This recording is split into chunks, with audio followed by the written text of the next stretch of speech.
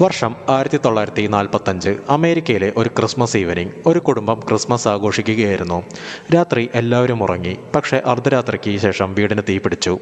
മാതാപിതാക്കൾ 5 കുട്ടികളെ രക്ഷിക്കാൻ ഓടി. പക്ഷേ ആ കുട്ടികളെ ഒരിക്കലും കണ്ടെത്താൻ കഴിഞ്ഞില്ല. ഏറ്റവും വിചിത്രമായ കാര്യം, തീ അണഞ്ഞ ശേഷവും അവരുടെ അസ്ഥികൾ പോലും കിട്ടിയില്ല. അപ്പോൾ 5 കുട്ടികളും തീയിൽ മരിച്ചോ? അതോ ആരെങ്കിലും അവരെ തട്ടിക്കൊണ്ടുപോയോ? ഇന്നും അമേരിക്കയിലെ ഏറ്റവും വലിയ നിഗൂഢത നിറഞ്ഞ രഹസ്യങ്ങളിലൊന്നാണ് സോഡർ ചിൽഡ്രൻ ഫാമിലി. 1945 ഡിസംബർ 24, സ്ഥലം വെസ്റ്റ് വിർജീനിയ. ഭർത്താവ് ജോർജ് സോഡർ, ഭാര്യ ജെനി, അവരുടെ 10 മക്കൾ. ക്രിസ്മസ് ആഘോഷം കഴിഞ്ഞ് സമ്മാനങ്ങൾ തുറന്നു. ചിരിയും സന്തോഷവും വീട് നിറഞ്ഞു. രാത്രിയായി 5 കുട്ടികൾ കുറച്ചുകൂടി ഉണർന്നിരുന്നു. അവർ ഹാളിൽ കളിച്ചുകൊണ്ടിരുന്നു. മാതാപിതാക്കൾ ഉറങ്ങാൻ പോയി. ആർക്കും അറിയില്ലായിരുന്നു ഇതവരുടെ ജീവിതം മാറ്റിമറിക്കുന്ന രാത്രിയാണെന്ന്. രാത്രി ഏകദേശം 1 മണി.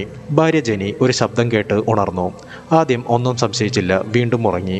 കുറച്ച് മിനിറ്റുകൾക്ക് ശേഷം ഒരു കനത്ത പുക. അവൾ വാതിൽ തുറന്നു. വീട് തീയിൽ കത്തുകയാണ്. ഭർത്താവ് ജോർജ് എല്ലാവരെയും വിളിച്ചുണർത്തി. മുകളിലെ നിലയിൽ ഉറങ്ങിയിരുന്ന 5 കുട്ടികൾ മാത്രം താഴേക്ക് വന്നില്ല. ജോർജ് പുറത്തേക്ക് ഓടി വീട്ടിലേക്ക് കയറാൻ ശ്രമിച്ചു. പക്ഷേ തീ വളരെ ശക്തമായിരുന്നു.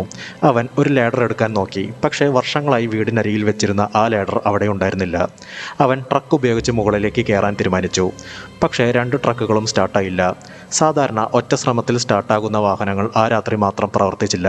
അവർ ഫയർ ഡിപ്പാർട്ട്മെൻറ്റിലേക്ക് വിളിച്ചു. ഫോൺ പ്രവർത്തിച്ചില്ല. പിന്നീട് മനസ്സിലായി ഫോൺ ലൈൻ ആരോ മുറിച്ചിരുന്നുവെന്ന്. ഫയർ ഡിപ്പാർട്ട്മെൻറ്റ് വളരെ വൈകിയാണ് എത്തിയത്. അപ്പോഴേക്കും വീട് പൂർണ്ണമായി കത്തി നശിച്ചിരുന്നു. എല്ലാവരും കരുതി 5 കുട്ടികളും മരിച്ചെന്ന്. പക്ഷേ ഒരു ചെറിയ പ്രശ്നമുണ്ടായിരുന്നു. തീ അണഞ്ഞു. അവശിഷ്ടങ്ങൾ പരിശോധിച്ചു. പക്ഷേ 5 കുട്ടികളുടെ അസ്ഥികൾ പോലും കിട്ടിയില്ല. വിദഗ്ധർ പറഞ്ഞു അത്ര ചെറിയ സമയത്തിനുള്ളിൽ മനുഷ്യ ശരീരം പൂർണ്ണമായും കത്തി നശിക്കില്ല എന്ന്.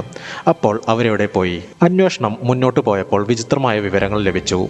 തീ പിടിക്കുന്നതിന് ദിവസങ്ങൾക്ക് മുമ്പ് ഒരു അപരിചിതൻ വീടിന് ചുറ്റും നടന്നിരുന്നു. മറ്റൊരാൾ ജോർജിനെ ഭീഷണിപ്പെടുത്തിയിരുന്നു. അന്ന് രാത്രി ഒരു കാർ വീടിനടുത്ത് കണ്ടതായി സാക്ഷികൾ പറഞ്ഞു.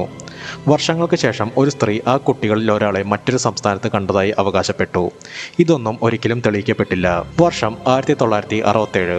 സോഡർ കുടുംബത്തിന് ഒരു കത്ത് ലഭിച്ചു. അതിനുള്ളിൽ ഒരു യുവാവിൻ്റെ ഫോട്ടോ, പിന്നിൽ ഒരു സന്ദേശവും.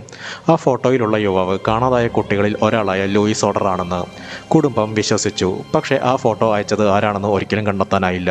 DNA പരിശോധനയും നടന്നില്ല. ഒരു തീപിടുത്തം, 5 കുട്ടികൾ, പക്ഷേ ഒരു മൃതദേഹവുമില്ല. മുറിച്ച ഫോൺ ലൈൻ, കാണാതായ ലാഡർ, സ്റ്റാർട്ടാകാത്ത ട്രക്കുകൾ, ദുരൂഹമായ ഫോട്ടോ. ഇതെല്ലാം ഒരു അപകടത്തിൻ്റെ ഭാഗമായിരുന്നോ?